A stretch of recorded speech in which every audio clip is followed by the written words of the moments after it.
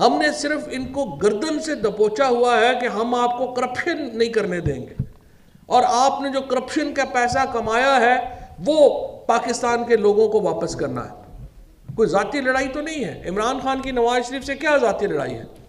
इमरान खान तो जब स्टार थे तो उस वक़्त आप जो थे नवाज शरीफ जो थे वो तो उनके फ़ैन थे।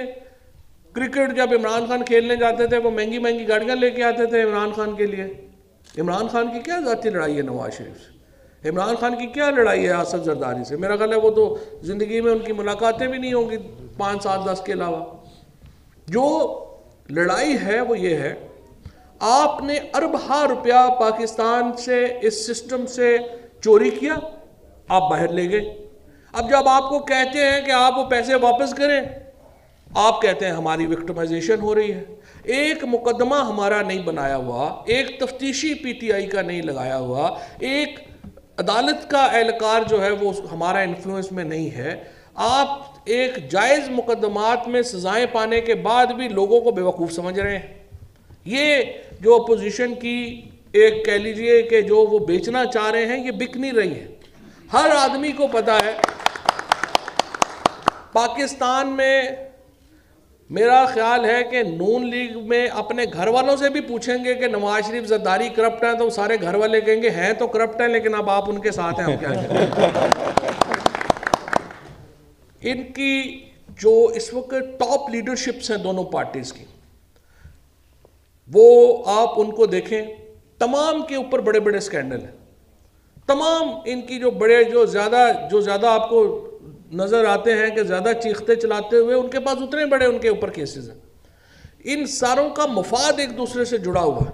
लेकिन अच्छी बात यह है कि ये खुशखबरी है कि ये जो पिछली एलीट थी, पॉलिटिकल एलीट, चाहे वो नवाज शरीफ हों, चाहे वो जरदारी हों, चाहे वो खुर्शीद शाह हों, चाहे ख्वाजा आसिफ हों या एहसन इकबाल हों, ये सारे अपने अपने आखिरी इलेक्शंस लड़ चुके हैं। पाकिस्तान नई जनरेशन में दाखिल हो रहा है, नई नस्ल में दाखिल हो रहा है, और पाकिस्तान की नई नस्ल अल्हम्दुलिल्लाह आज जो 64% पाकिस्तानी जो 35 साल से कम उम्र का है, वो पाकिस्तान के मुस्तकबिल से जुड़ा हुआ है। उसको मालूम है कि पाकिस्तान अगर खुशहाल होगा, पाकिस्तान अगर ऊपर जाएगा, तो फिर उसकी जो वक़्त है वो बढ़ेगी। लिहाजा इस वक्त अहम बात यह है, हमने देखा है रिसेंट पुलवामा का क्राइसिस हुआ, हमने देखा पूरा पाकिस्तान जुड़ गया अपनी लीडरशिप के साथ, क्योंकि लीडरशिप में ये सलाहियत थी कि उसने पूरे पाकिस्तान को अपने साथ खड़ा कर लिया और हिंदुस्तान को मुंह की खानी पड़ी। आज यही जो स्पिरिट है, इसको आगे बढ़ाने की ज़रूरत है। खैबर पख्तूनख्वा में ऐसी जो फोर्सेस हैं जो कि नेशनलिज्म की का सौदा बेचना चाहते हैं, कुछ और जगहों के ऊपर हैं जो लैंग्वेज के ऊपर लिसानी सौदा बेचना चाहते हैं। ये वो सारी ताकतें हैं बुनियादी तौर के ऊपर जो कि रेट्रोग्रेसिव ताकतें हैं, पसमानदा जहनीत की सियासत है ये, कि हमें इसलिए आप वोट दे दें कि हम फलां हैं, हमें इसलिए वोट दे दें कि हम एक ज़ुबान बोलते हैं, हम इसलिए जो वोट दे दें कि हम एक कबीले के लोग हैं। हमेशा वोट अपने मुस्तकबिल को सामने रख के देते हैं। सियासत वो प्रोग्रेसिव होती है, सियासत वो एक कह लिए जिसमें लोगों की फलाह हो, लोगों को तकसीम ना करें। जिस तरह मोदी इस वक्त हिंदुस्तान में सियासत कर रहे हैं, लोगों को तकसीम करके सियासत कर रहे हैं, हिंदू मुसलमान की सियासत कर रहे हैं और नफ़रत बढ़ा रहे हैं वहाँ पर मुसलमानों के ख़िलाफ़, पाकिस्तान के ख़िलाफ़ बुनियाद बना के। ये सियासत फाशिस्ट सियासत है। इस सियासत को पाकिस्तान तहरीके इंसाफ ने अल्हम्दुलिल्लाह आके दफन किया है। कराची में किसकी ज़रूरत थी? 70 के दहाई के बाद वहाँ पर आज अगर कराची जो है वो बोल रहा है तो वो पाकिस्तान की ज़ुबान बोल रहा है और इमरान खान की ज़ुबान बोल रहा है। ये ताकत होती है लीडरशिप की। ये इमरान खान की लीडरशिप की ताकत है कि उसने कराची जैसे शहर को, सिंध जैसे सूबे को लसानी सियासत से निकाल लिया। खैबर पख्तूनख्वा जैसे सूबे से नेशनलिस्ट पॉलिटिक्स जो है वो ख़त्म हो गई और हम सब एक कौमी धारे में शामिल हो गए। चाहे पंजाब की सियासत हो, बलूचिस्तान की सियासत हो, सिंध की सियासत हो, ये खैबर पख्तूनख्वा की सियासत हो, हम सब ने आपस में एक फ़ैसला किया कि हम कौमी सियासत करेंगे और कौमी धारे में शामिल रहेंगे। ये एक पाकिस्तान तहरीक इंसाफ की बहुत बड़ी कामयाबी थी। और आज अल्हम्दुलिल्लाह खैबर से लेकर के कराची तक अगर एक लीडर है, कराची से लेके खैबर तक अगर एक पार्टी है तो आपकी पार्टी पाकिस्तान तहरीक इंसाफ है। और आप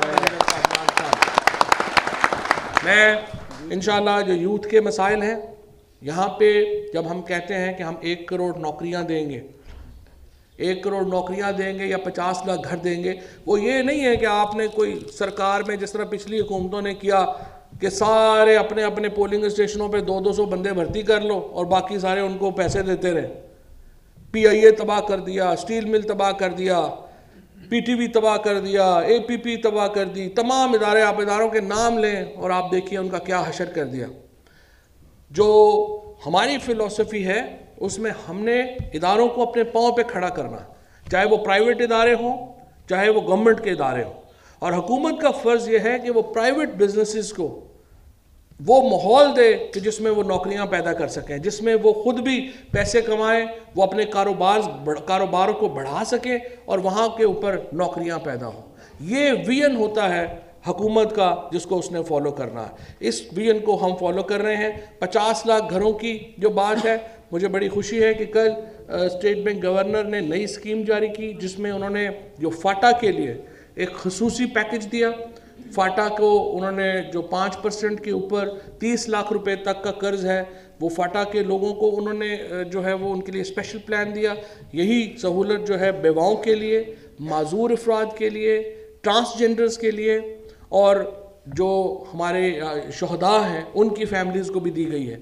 इसके नतीजे में एक जो अमूमी एक हमारे जो प्लान्स हैं हाउसिंग के वो सामने आ रहे हैं। हमने करप्शन के ऊपर एक बहुत बड़ा, अब माशाल्लाह तकरीबन 7-8 महीने हो गए हैं इस हुकूमत को आए। अगर पिछली हुकूमतें होती या दोनों पार्टियां होती तो अब तक 700-800 अरब रुपया पाकिस्तान से बाहर जा चुका होता। ये अल्हम्दुलिल्लाह अभी मैंने पहले भी कहा था कि ख़जाना खुद ही परेशान हुआ है कि इतने महीने हो गए मुझे को लूटने ही नहीं आया। इसलिए आप सब इंशाअल्लाह ताला आप हमारे दस्तोबाजू हैं, आप हमारी ताकत हैं, आप हमारी कुव्वत है। आपने और हमने मिलकर जो नए पाकिस्तान का हमने ख्वाब देखा है उसकी हमने पहली जो सीढ़ी है वो चढ़ी है। इक़्तिदार में आना, इमरान खान को वज़ीर-ए-आज़म बनाना उसकी पहली सीढ़ी है। लेकिन असल नया पाकिस्तान तब बनेगा जब हम निज़ाम को बदल सकेंगे और निज़ाम को बदलने के लिए आपका और हमारा साथ बहुत ज़रूरी है। बहुत शुक्रिया।